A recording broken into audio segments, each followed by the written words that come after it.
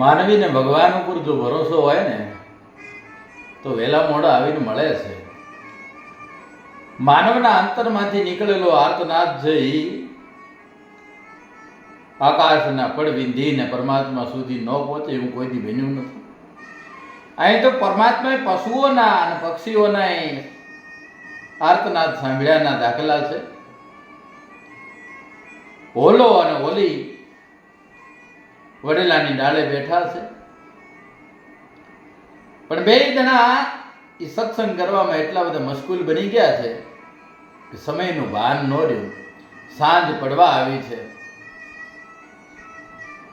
ઉગમણી દિશાથી ઉગેલો સૂરજ નારાયણ છે એ આથમણી દિશા રનાદેને ઓરડે દૂધના તાહળા ભરેલા પડ્યા છે ને એને પીવા માટે જાય છે. પશ્ચિમની સીમાના લલાટે જાણે પિતાંબરી ભરી હોય એવું વાતાવરણ સર્જાણું છે. અચાનક વાતમાંથી એ ઓલાનું ધ્યાન ગયું અને અંધારાના ઓલા ધરતીની માથે ઉતરતા જોઈ અને ઓલો બોલ્યો છે કે ઓલી હવે ઉડશું? ઓલી કે ઉડીએ? અને ઊંચે દ્રષ્ટિ કરે છે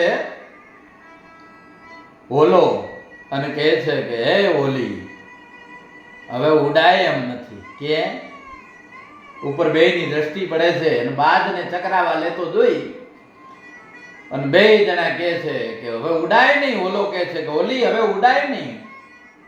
ત્યાં નીચે નજર પડે છે ઓલીની અને ઓલી કહે છે કે ઓલા હવે બેહાય નહીં, કારણ કે નીચે બાણ ખેંચી અને પારધી તૈયાર ઉભો છે. હવે કરશું શું?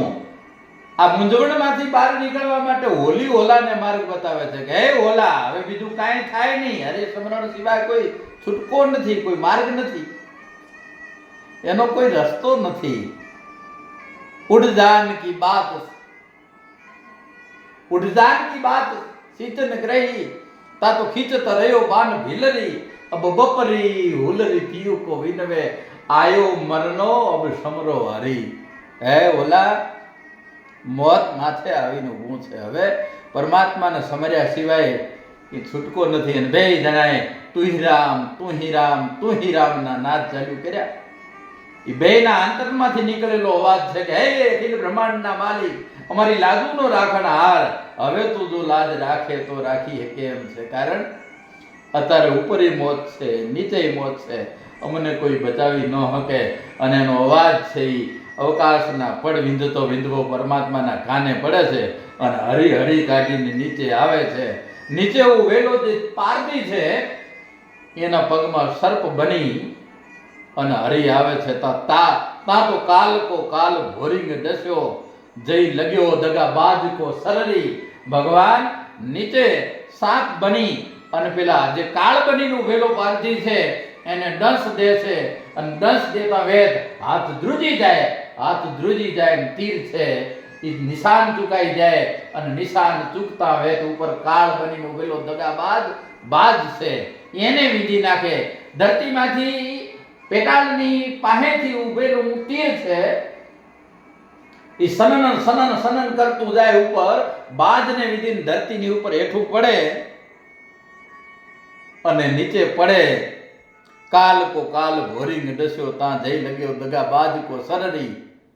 जिनको रखवाल गोपाल धनी तिनको बलवंत काहू को डररी. જેના રખવાળા ખુદ અખિલ બ્રહ્માંડનો માલિક કરતો હોય તેને ડરવાની શું જરૂર છે?